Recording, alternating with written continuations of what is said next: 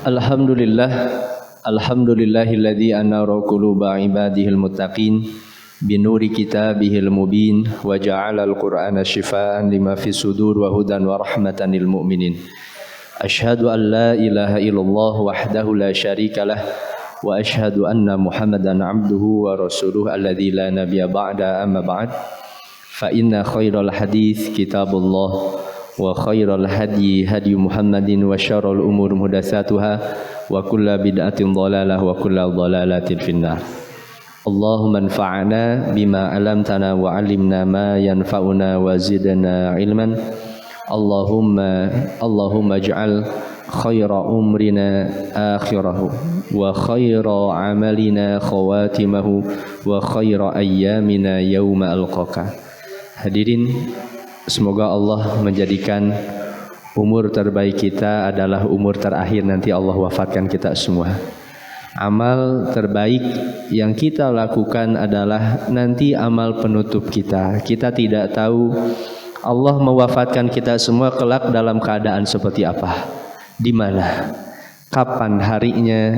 Maka kita meminta kepada Allah, semoga Allah menjadikan amal terakhir kita adalah amal nanti terbaik, itu adalah amal penutup kita. Dan hari terbaik yang Allah berikan kepada kita adalah hari nanti kita bertemu dengan Allah Subhanahu wa taala. Hadirin Bapak Ibu semua yang dimuliakan oleh Allah, malam ini kita masih berada pada babur roja, bab harapan. Allah melarang kita semua berputus asa terhadap kasih sayang Allah.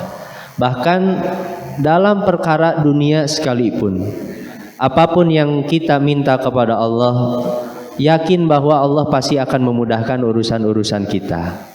Ana inda dhanni abdi bi fa in dhanna khairan falahu wa in dhanna syarran falahu. Aku itu, kata Allah, tergantung prasangka hambaku kepadaku. Ketika hamba-Aku berprasangka baik kepada diriku, Aku akan berikan kebaikan kepada dirinya. Kita yakin Allah yang menjamin rezeki kita. Kita yakin Allah yang melindungi kita dari berbagai macam penyakit. Kita yakin bahwa Allah yang akan membimbing kita dalam agama ini sehingga sampai Allah nanti mengantarkan kita semua ke dalam surga Allah.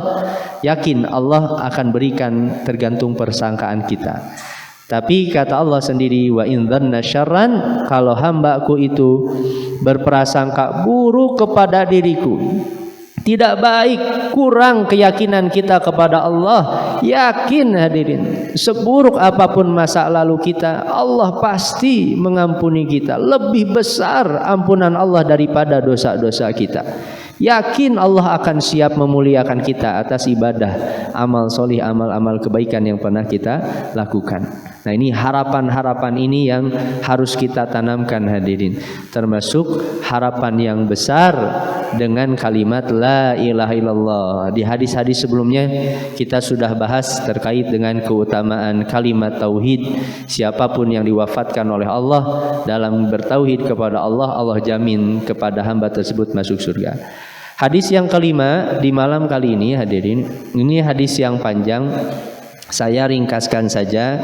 Hadis ini dari sahabat Abu Hurairah atau Abu Sa'id Al-Khudri radhiyallahu an, yaitu mengkisahkan ketika Nabi bersama para sahabat perang Tabuk.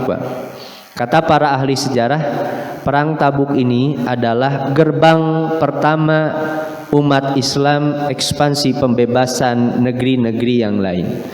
Perang Tabuk, para sahabat Nabi SAW ketika itu bersama Nabi berangkat perang untuk melawan orang-orang Romawi di perang Tabuk.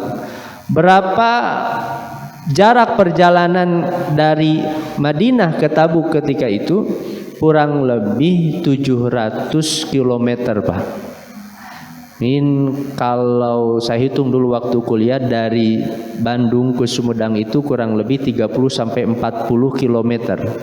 Para sahabat berangkat perang ketika itu 700 lebih kilometer, berarti kurang lebih 80 kali lipatnya ke Sumedang, Pak.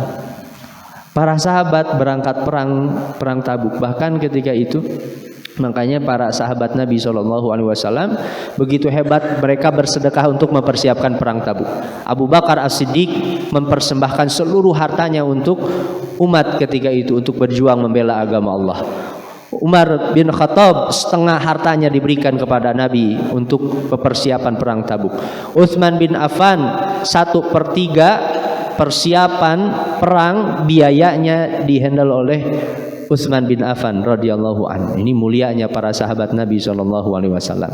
Karena perjalanan yang begitu jauh ketika itu para sahabat hadirin, sampai satu unta itu bergilir dengan 10 orang sahabat. Jadi 10 orang sahabat menaiki satu orang unta bergiliran gitu. Karena begitu jauhnya perjalanan ketika perang Tabuk, maka ketika itu para sahabat datang kepada Nabi, ya Rasulullah, lau adzinta lana fanaharna nawadihana. Ya Rasulullah, kalau engkau memperkenankan kami, boleh tidak kami sembelih unta-unta ini? Kami kelaparan ya Rasulullah. Karena mulai kesulitan, perjalanan jauh, terik, panas matahari di padang pasir terbayang oleh kita, Pak. Gak ada warung, gak ada alfa. Terbayang oleh kita, para sahabat berjalan ketika itu ratusan kilometer, lapar para sahabat, boleh tidak kami sembelih unta-unta ini? Kemudian ketika itu kata Nabi, if'alu, lakukanlah. Nabi mengizinkan untuk menyembelih unta itu.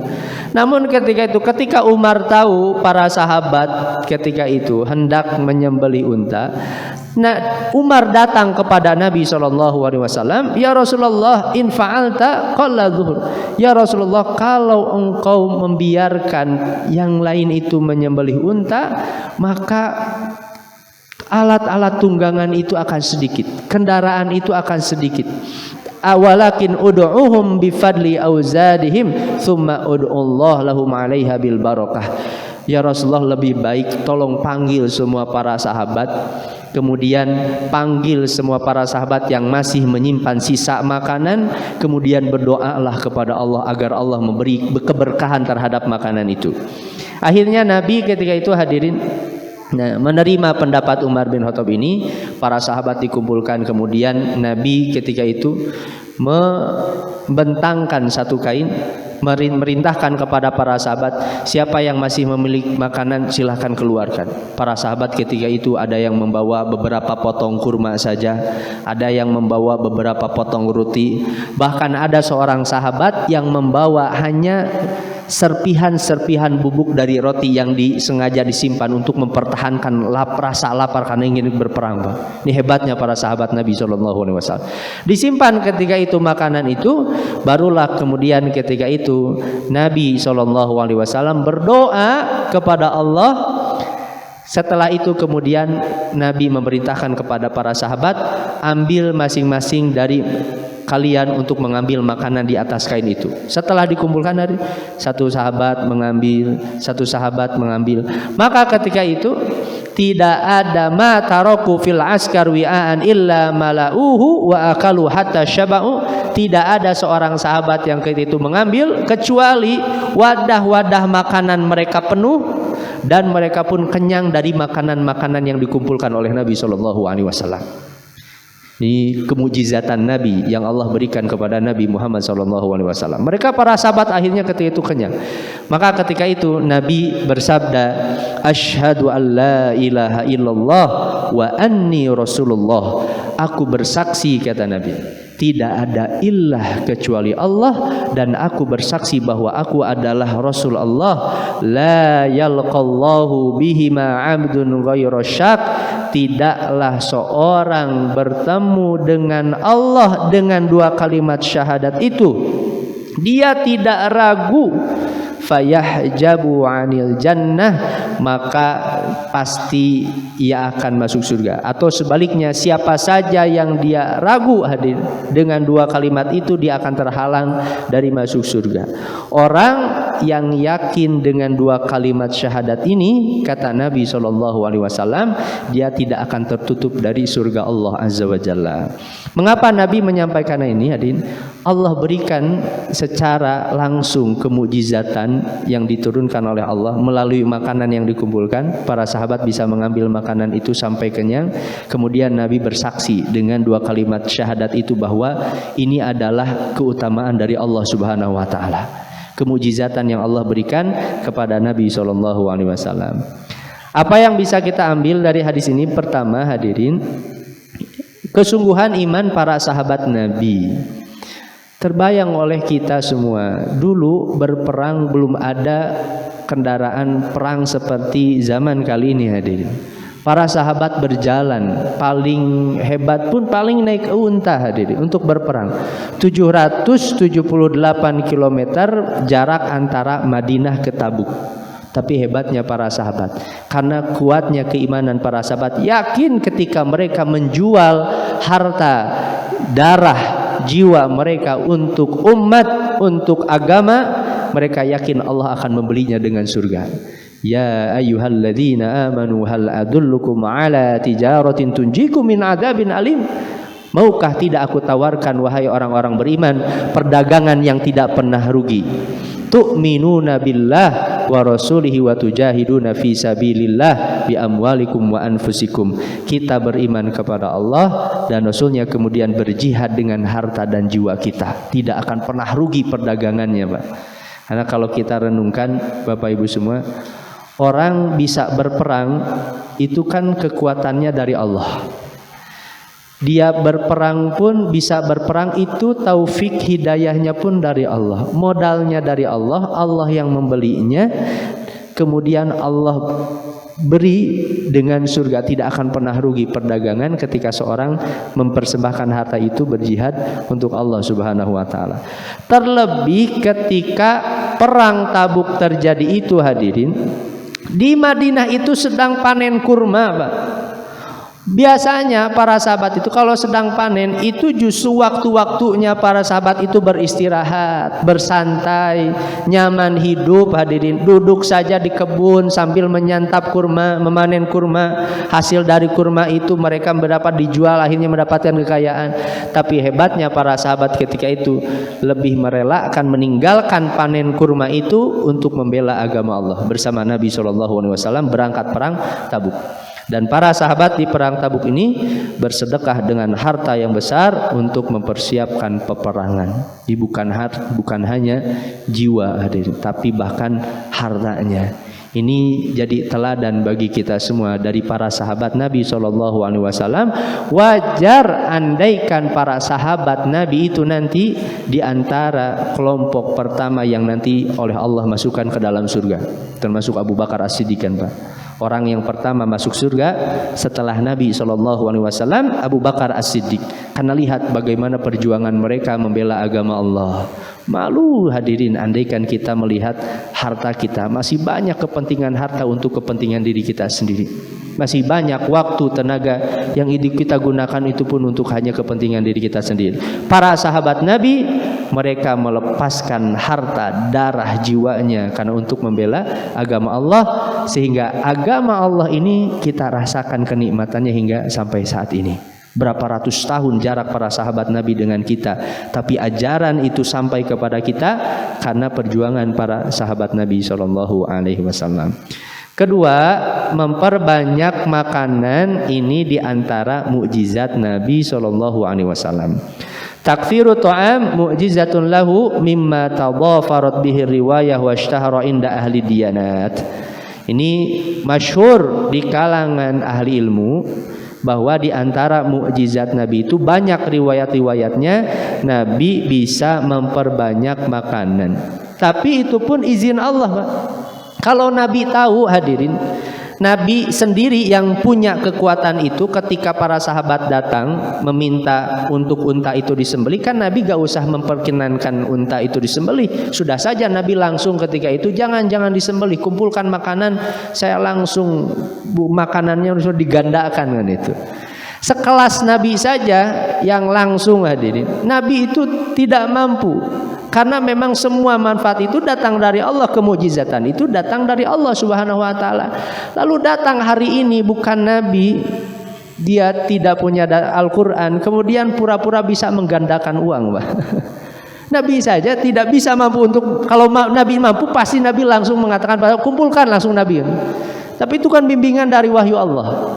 Nabi meminta, baru kemudian Allah Subhanahu wa taala memberikan keutamaan itu kepada Nabi sallallahu alaihi wasallam. Wa naqalahul udul athiqat wa min dzalika it'amu yaumal khandaq. Banyak ketika perang Khandaq Nabi pernah memperbanyak makanan. Wa it'amu fi ghazwati Tabuk, termasuk ketika perang Tabuk. Ketika perang Khandaq, perang Ahzab, dulu hadis yang pernah kita bahas, seorang sahabat mengajak Nabi untuk makan, yang datang malah seluruh sahabat ke rumah itu. Kemudian Nabi ketika itu diberikan keistimewaan, kemujizatan oleh Allah Subhanahu wa taala dengan diperbanyak makanan itu. Ketiga, manfaat roja bagi amal solih.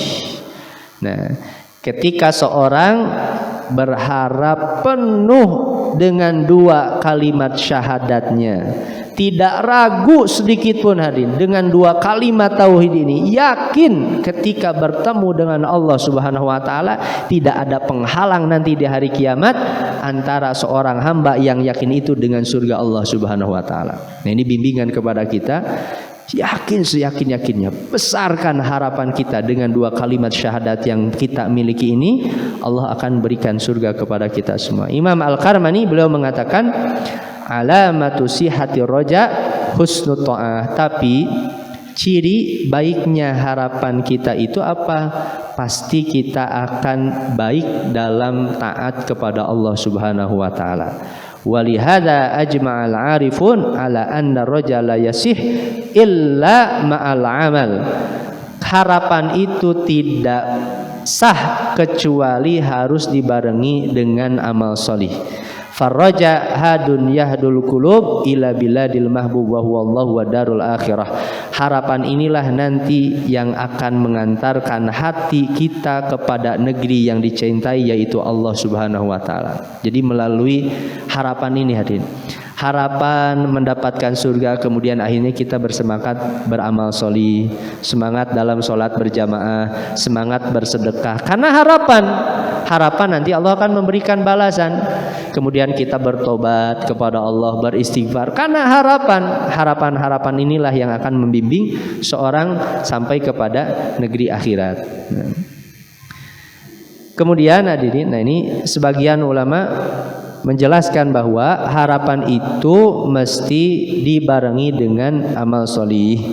Nah, Yahya bin Mu'adz beliau pernah mengatakan, min a'zamil iktirar indi, di antara tipuan yang paling besar kepada seorang hamba itu, at-tamadi fi dzunub ma'a raja'il afwi min ghairi nadamah, seorang tenggelam dalam dosa-dosa bersama dia berharap ampunan dari Allah tanpa sedikit pun penyesalan. Ini seorang tertipu, Pak. Di harapan itu bukan berarti semata-mata harapan saja kemudian orang tidak beramal soleh. Orang semata-mata berharap saja kemudian dia sambil bermaksiat kepada Allah. Itu harapan tipuan saja dari setan, supaya orang tidak beramal soleh, supaya orang tidak bertobat kepada Allah. Nah, tipuan dari setan. Wa tuqiul qurbu minallahi ta'ala bi ghairi ta'ah. Dia menganggap akan dekat dengan Allah tapi tanpa taat kepada Allah. Wantidharu zara'il jannah bi badrin nar. Dia menunggu panenan surga dengan semayan bibit-bibit neraka. Bagaimana mungkin orang mendapatkan surga sedangkan ketika di dunia menanamnya adalah tanaman-tanaman neraka semua. Nah, wa talabu daril muta'in bil ma'asi. Dia meminta surga, negeri orang-orang yang taat, dengan bermaksiat kepada Allah. Bagaimana mungkin orang mendapatkan surga dengan bermaksiat? Wantidharul jaza bi ghairi amal.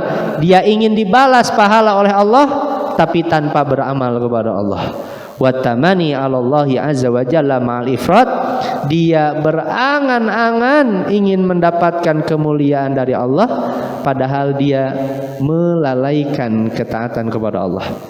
Seorang dia berlebih-lebihan dalam berbuat dosa kepada Allah. Nah, kemudian hadirin, nah hadis ke-6 ini tentang Itban bin Malik. Ini hadis yang panjang, saya hanya potong saja bagian hadisnya. Singkat kisah, satu waktu Itban bin Malik ini meminta kepada Nabi SAW untuk berkunjung ke rumahnya, Pak. Itban bin Malik ini seorang imam sholat di satu kaum namanya Bani Salim. Nah, kaum itu diimami, tapi jarak antara rumah Itban dengan satu kaum itu terpotong oleh lembah. Kalau misalnya hujan datang, Itban tidak bisa datang untuk mengimami mereka. Nah, akhirnya ketika itu Itban bin Malik itu meminta kepada Rasulullah, saya ini ditunjuk sebagai imam di Bani Salim. Nah, kata Itban. Kemudian tapi kalau misalnya hujan deras, banjir lembah itu, saya tidak bisa mengunjungi mereka. Terlebih pandangan saya ini sudah berkurang. Di akhir usianya Itban ini akhirnya diberikan ujian oleh Allah, tidak bisa melihat, Pak. Nah, jadi buta Itban ini. Nah, kemudian akhirnya Itban, ya Rasulullah, aku ingin menjadikan di tempat rumahku tempat sholat, karena tadi sudah banjir, kemudian pandangannya berkurang, kan ini ada uzur sehingga tidak bisa datang sholat berjamaah, apalagi mengimami Itban ini. Nah, kemudian Itban meminta, aku akan jadikan tempat sholat di rumahku, aku minta engkau datang ya Rasulullah untuk sholat di tempat sholat yang dijadikan sholat oleh Itban bin Malik. Akhirnya datang Nabi, ini ketawaduan Nabi, Pak. Jadi tawadunya Nabi SAW sebagai pemimpin negara, tapi Nabi diundang itu datang saja kepada Ruhbat Itban bin Malik. Ketika Nabi datang ke rumah Itban, Nabi tidak langsung duduk ketika itu. Nabi hanya meminta, tunjukkan mana tempat yang hendak kamu jadikan tempat sholat. Nabi ketika itu langsung sholat ketika itu, Pak. Ini jadi dalil boleh kita meminta kepada seorang ulama. Nah, ini, Pak. Jadi kata para ulama, boleh kita meminta kepada seorang yang mulia, mungkin karena ibadahnya lebih dari kita, ilmunya lebih dari kita, kita meminta dia berkunjung ke rumah kita, kemudian kita meminta dia sholat di rumah kita untuk meminta keberkahan. Nah, itu boleh, Pak. Jadi kata para ulama, sebagaimana Itban meminta Nabi SAW. Nabi ketika kemudian sholat, nah, memang tidak dijelaskan sholat apa yang dimaksud. Bisa jadi memang sholat mutlak, Pak. Sholat mutlak itu kan boleh saja, kapanpun kalau memang ingin sholat 2 rakaat. Nabi sholat 2 rakaat ketika itu dengan Itban. Nah, Nabi kemudian menjadi imam. Nah, Itban ketika itu menjadi makmum, Pak. Nabi kemudian menjadi imam. Nah, nanti ini menjadi dalil, hadirin, bolehnya seorang tamu menjadi imam bagi sohibul bait. Karena kan nanti ada larangan, Pak. Tidak boleh kita menjadi imam ketika di tempat rumah orang lain, itu gak boleh, ada larangannya. Tapi boleh kalau misalnya diizinkan oleh pemilik rumah. Jadi kalau pemilik rumahnya memperkenankan kita yang jadi imam, itu boleh. Tapi kalau tidak memperkenankan, itu tidak boleh. Jadi harus si pemilik rumah sohibul bait yang menjadi imam. Nah, kemudian Nadine, ketika itu orang-orang tahu ternyata Nabi itu ada di rumah Itban. Ada di rumah Itban bin Malik. Orang-orang kemudian berkunjung ke rumah Itban bin Malik. Nah, akhirnya berbincang ketika itu dengan Nabi SAW. Kemudian ada seorang laki-laki berkata seperti ini, ma fa'ala Malik, ini mana Malik katanya. Ini apa yang dilakukan Malik, aku tidak melihatnya. Seorang itu kemudian ada orang lain mengatakan, dzalika munafik, Malik itu adalah seorang munafik, la yuhibbullah wa rasulah, ia tidak mencintai Allah dan Rasulnya. Nabi mendengar ada seorang sahabat menuduh Malik sebagai seorang munafik. Kemudian Nabi mengatakan, la taqul dzalika, jangan kamu berkata seperti itu. Ala tarah qala la ilaha illallah yabtagi bidzalika wajhallah, bukankah kalian melihat bahwa yang kalian tuduh itu, sahabat yang kalian tuduh itu, dia mengatakan la ilaha illallah, mengharap wajah Allah Ta'ala. Para sahabat kemudian mengatakan, Allah wa rasuluhu a'lamu, Allah yang lebih mengetahui. Tapi ya Rasulullah, nahnu fa wallahi ma nara wuddahu wala hadithahu illa ilal munafikin, kami melihat Malik itu setiap pembicaraannya itu mendukung orang-orang munafik, Pak. Mungkin kalau sekarang dia senang kepada orang-orang yang menyudutkan Islam, dia senangan itu. Kami tidak melihat kecuali dia itu orang munafik ya Rasulullah. Apa kata Nabi SAW? Innallaha qad harrama 'alan nar, sungguh Allah telah mengharamkan seorang masuk ke dalam neraka, man qala la ilaha illallah yabtagi bidzalika wajhallah. Siapapun yang mengatakan la ilaha illallah karena berharap wajah Allah, dia diharamkan masuk ke dalam neraka. Nah, hadirin, apa yang bisa kita ambil faidah dari hadis ini? Pertama, dari imamatul a'ma, bolehnya seorang yang buta menjadi imam. Ini boleh, Pak. Sebagaimana tadi itban. Nah, itu. Tapi syaratnya seorang yang buta itu tentu baik bacaannya. Karena kan nanti ada urutannya dari Nabi SAW, aqra'uhum li kitabillah. Orang yang layak menjadi imam itu adalah orang yang paling baik bacaannya, banyak hafalannya. Tapi kalau ada orang, hadirin, dia banyak hafalannya tapi bacaannya kurang baik. Ada orang baik hafalannya tapi baik bacaannya tapi hafalannya sedikit. Kira-kira mana yang harus didahulukan, Pak? Hafalan yang banyak atau yang bacaan yang baik? Baik bacaan. Jadi meskipun hafalannya sedikit tapi bacaannya sudah baik. Siapa yang menilai baik bacaan itu? Ulama qiraah, hadirin.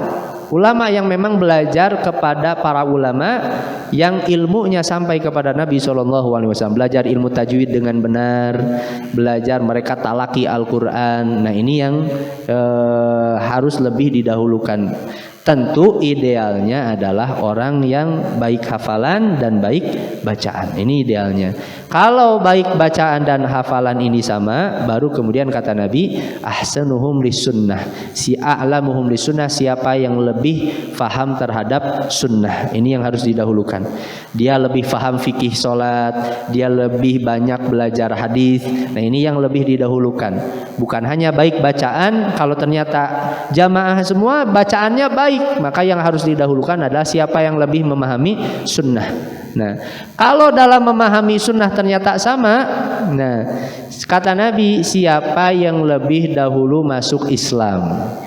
Kalau ternyata memang dari kecil mereka sama ternyata masuk Islam, maka akbaruhu sinnan, yang paling terakhir adalah yang paling tua usianya. Nah, ini hadirin. Terkadang di masyarakat kita kelirunya, hadirin, di beberapa masjid di daerah kita justru yang didahulukan itu adalah yang paling tua, Pak. Nah, ini tentu keliru.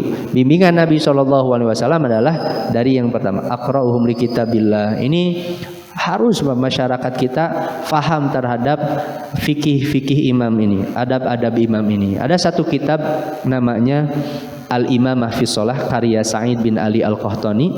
Ini bagus, hari 176 halaman kurang lebih. Ini membahas terkait dengan pengertian imam, keutamaan imam, kemudian fikih imam, beberapa masalah terkait dengan imam, adab-adab imam, adab-adab makmum. Ini bagus sekali.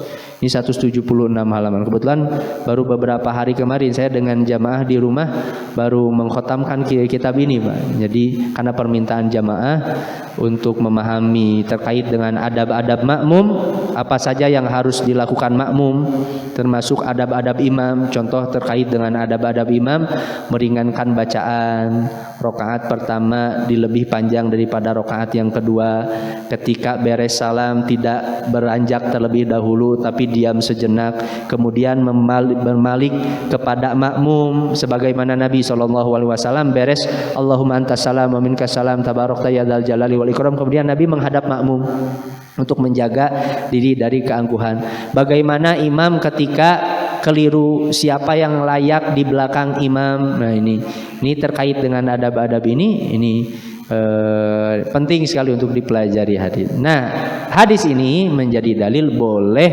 orang yang buta mengimami orang yang bunta lah. Ya, orang yang buta boleh mengimami orang yang bisa melihat. Dan kemudian dari hadis ini at-takhalluf anil jamaah, bolehnya seorang tidak ikut berjamaah karena ada uzur. Itban, tidak ikut berjamaah sholat karena banjir.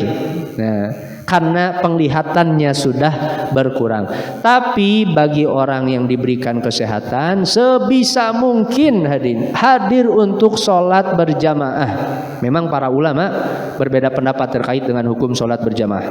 Sebagian ulama wajib, kalangan Hambali menentukan wajib untuk sholat berjamaah bagi laki-laki, tetapi berbeda dengan untuk perempuan. Nah, tapi kalau dalam madhab Syafi'i memang tidak sampai wajib, hanya fardu kifayah saja. Kalau dalam satu masjid tidak ada yang sampai sholat berjamaah, maka kaum di sekitar masjid itu semuanya berdosa. Itu madhab Syafi'i. Tapi kalau masih ada yang sholat berjamaah, kita gugur, tapi kehilangan pahala 27 derajat. Kita tidak akan mendapatkan keutamaan itu. Jadi satu kali sholat di rumah, satu kali sholat di masjid, itu dihitung 27 kali sholat. Itu keutamaannya. Tapi ulama madhab Syafi'i tidak sampai mewajibkan, hanya fardu kifayah saja. Dulu saya pernah sholat daerah Soreang, Pak. Masjidnya bagus, Pak, karena memang terlihat seperti wakaf dari Timur Tengah. Karena biasanya terlihat kalau wakaf dari Timur Tengah masjidnya itu biasanya terlihat. Datang saya karena kebetulan terdengar dari masjid yang lain sudah mau masuk waktu sholat zuhur. Kemudian saya datang ke masjid itu. Dari adzan saya, Pak, nunggu saya 15 menit hadirin kan itu. Nunggu 15 menit, gak ada yang datang, Pak. Sampai saya imam dan makmum saya sendiri, Pak. Padahal masjidnya bagus, padahal padat penduduk itu tidak kosong, Pak. Itu padat penduduk hadirin. Sampai beresnya saya menunggu 20 menit setengahnya, itu gak ada yang datang ke masjid itu. Padahal sayang itu wakaf dari Timur Tengah. Ini ada. Kalau ada satu daerah masjid sampai tidak ada yang datang sholat berjamaah, nah yang berdosa itu di orang-orang di sekitar masjid itu berdosa semua. Kan itu. Nah ini kalau dalam mazhab Syafi'i. Tapi kalau dalam mazhab Hambali, seorang yang tidak punya udzur maka berdosa, kecuali yang punya udzur. Punya udzur itu tadi diantaranya dia karena hujan atau karena banjir. Kemudian hadirin, dari hadis ini larangan menuduh kepada orang lain orang munafik. Umar bin Khattab pernah mengatakan, la yahillu limri'in muslimin yasma'u min akhihi kalimatan yadhunnu biha su'an. Tidak halal bagi seorang muslim yang dia mendengar saudaranya mengatakan la ilaha illallah, dia berburuk sangka kepada saudaranya. Kita tahu dia muslim, kita menuduh kemudian dia munafik, apalagi kafir, tidak boleh. Nah, wa huwa yajidu laha fi syai'in minal khair, padahal dia mendapatkan pada saudaranya itu berupa kebaikan apa? Kalimat tauhid, dia muslim. Seburuk apapun, sebesar apapun dosanya, selama dia tidak melepaskan keimanannya, tidak boleh kita menuduhnya sebagai kafir dan munafik. Nah, wa qala aidan la yantafi'u bi nafsihi man la yatafi'u bi dhannihi. Tidak akan bermanfaat seorang berburuk sangka kepada orang lain, menuduh orang munafik itu tidak akan mendapatkan manfaat. Bahkan sangkaannya itu pun tidak memberikan manfaat apapun. Hadis yang selanjutnya hadirin, dari Umar bin Khattab, qala qadima Rasulullah sallallahu alaihi wasallam, satu waktu datang Rasulullah bi sabyin, ada seorang tawanan, Pak. Fa idza mara'atun minas sabi, ternyata tawanan perang itu adalah seorang perempuan. Tas'a id wajadat sabiyan fi sab'i, dia tawanan perang ini, seorang perempuan ini mencari anaknya yang dia ditawan oleh umat Islam ketika itu, oleh para sahabat. Dia kehilangan anaknya, dia setiap datang mencari anaknya, datang tawanan yang lain dia mencari anaknya, sampai akhirnya dia menemukan seorang anak tapi bukan anaknya. Kemudian seorang anak itu diambil, fa'al zakathu bi batniha fa'ardu'atu. Karena sayangnya, karena ingat kepada anaknya yang hilang itu, akhirnya anaknya itu dipeluk, diangkat, kemudian disusui karena ingat kepada anaknya. Terbayanglah oleh kita hadirin, terasa oleh kita yang pernah punya anak hadirin kecil kemudian hilang, tidak ketemu, itu bagaimana rasa seorang ibu karena ingin bertemu dengannya. Faqala Rasulullah sallallahu alaihi wasallam, ketika melihat seperti itu, Nabi melihat tawanan itu begitu sayang kepada anak, seorang anak, padahal itu bukan anaknya karena dia kehilangan anaknya. Apa kata Nabi? Atarawna hadhil ma'rah tarihatan waladaha finnar. Bagaimana pendapat kalian? Kiranya apakah Rela seorang ibu ini kalau anaknya itu terlempar ke dalam neraka? Apa kata para sahabat? La wallahi, tidak tentu ya Rasulullah. Tidak akan mungkin tentu ridho, rela seorang ibu itu, anak itu terlempar ke dalam neraka. Karena Nabi melihat begitu sayangnya seorang ibu itu, teringat kepada anaknya yang hilang. Apa kata Nabi? Lillahi arhamu bi'ibadihi min hadhihi biwaladiha. Tahu tidak? Kalau Allah itu lebih sayang kepada hamba-hambanya daripada seorang ibu itu menyayangi anaknya yang hilang. Nabi hadirin sedang menggambarkan bagaimana besarnya kasih sayang Allah Subhanahu wa taala kepada kita. Begitu besarnya sayang Allah kepada kita, lebih sayang daripada seorang ibu ketika kehilangan anaknya. Kira-kira hadirin, ketika seorang hamba masih beriman, masih memiliki 2 kalimat syahadat, kemudian meminta ampun, bertobat kepada Allah, kira-kira seperti apa Allah mengampuni seorang hamba, Pak? Seperti lebih sayang daripada seorang ibu yang kehilangan anaknya. Ini Nabi menggambarkan, karena memang kasih sayang Allah itu sulit untuk digambarkan. Kemudian akhirnya Nabi SAW memberikan perumpamaan dengan seorang perempuan ini. Yang pertama hadirin, ini faidah yang pertama, luasnya kasih sayang Allah Subhanahu wa taala. Imam Ibnu Qayyim pernah mengatakan, ar-rahmatu sababun wasilun bainallah azza wa jalla wa baina ibadihi. Rahmat kasih sayang Allah itu adalah sebab penghubung antara Allah dengan hamba-hambanya. Allah mengutus Rasul, Allah menurunkan kitabnya, Allah memberikan hidayah kepada kita, Allah memberikan rezeki kepada kita, Allah menempatkan nanti di tempat di surga seorang hamba, Allah mengampuni kita, Allah memberikan nikmat. Itu adalah karena kasih sayang Allah Subhanahu wa taala. Seperti halnya seorang ibu, karena kasih sayang, bersayang kepada anak, anak itu dijaga, diberi makan, diberikan selimut, diberikan pakaian, hadirin, digendong kemanapun. Seperti itulah Allah Subhanahu wa taala memperlakukan kita semua sebagai hamba-hamba yang beriman. Nah, ini luasnya kasih sayang Allah Subhanahu wa taala. Kedua, bolehnya memberikan penjelasan dengan perumpamaan. Nabi mengumpamakan kasih sayang Allah dengan kasih sayangnya seorang ibu dengan seorang anak. Nah, ini dibolehkan, dan biasanya akan lebih berkesan hadirin perumpamaan itu di dalam hati kita ketika digambarkan penjelasan itu dengan perumpamaan. Baik hadirin Bapak Ibu semua, ini berhubung karena hanya beberapa menit lagi kita masuk waktu sholat isya. InsyaAllah untuk sisa hadisnya, ini hadis ke-8 dan ke-9, ini masih berkaitan dengan rahmat Allah. Hadis-hadis ini terkait dengan rahmat Allah disimpan oleh Imam An-Nawawi sebagai bukti bahwa jangan pernah surutkan harapan kita kepada Allah. Ar-roja, harapan. Karena kasih sayang Allah itu begitu luas, kasih sayang Allah itu begitu besar kepada kita. Jangan sedikit pun celah menutup hadirin harapan kita kepada Allah. Ada rasa putus asa terhadap kasih sayang Allah, putus asa terhadap ampunan Allah. Wallahu a'lam bishawab. Hanya itu mungkin hadirin Bapak Ibu semua pada malam kali ini. Insyaallah nanti kita akan lanjutkan di pertemuan selanjutnya, masih berkaitan dengan babur roja, bab harapan. Semoga jadi keberkahan untuk amal soleh kita semua hadirin. Subhanakallahumma wa bihamdik, asyhadu an la ilaha illa anta, astaghfiruka wa atubu ilaik. Aqulu qouli hadza wa astaghfirullah li wa lakum. Assalamualaikum warahmatullahi wabarakatuh.